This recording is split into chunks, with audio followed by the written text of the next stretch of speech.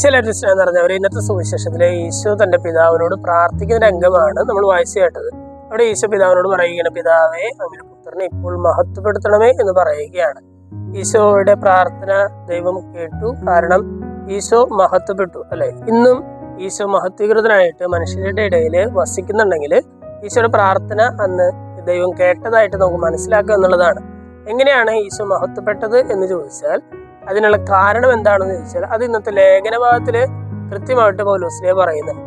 പൗലോസ്ലീഹ പറയുകയാണ്, അവൻ തന്നെ താഴ്ത്തിയില്ല, ദൈവമായിരുന്നിട്ടും ദൈവത്തോടുള്ള സമാനത നിലനിർത്തേണ്ട കാര്യമായിട്ട് പരിഗണിക്കാതെ അവൻ മനുഷ്യനോളം താഴെ ഇറങ്ങി വന്നു എന്നുള്ളതാണ്. എന്ന് പറഞ്ഞാൽ സ്വയം എളിമപ്പെടുത്തി, അപ്പോൾ ദൈവം അവനെ മഹത്വപ്പെടുത്തി എന്നുള്ളതാണ്. ഈ ഒരു പ്രിൻസിപ്പിൾ നമ്മുടെ ജീവിതത്തിൽ നമുക്കൊന്ന് കാത്തു സൂക്ഷിക്കാം. ദൈവത്തിന് മുമ്പിൽ നമ്മൾ സ്വയം എളിമപ്പെടുത്താനായിട്ട് തുടങ്ങിയാൽ ദൈവം നമ്മളെ മഹത്വപ്പെടുത്തും എന്നുള്ളതാണ്. ദൈവത്തിന് മുമ്പിൽ നിങ്ങൾ താഴ്മയോടെ നിൽക്കും, തക്ക സമയത്ത് അവിടെ നിങ്ങളെ ഉയർത്തിക്കൊള്ളുമെന്നുള്ള വചനമൊക്കെ നമ്മുടെ മനസ്സിലുണ്ട്.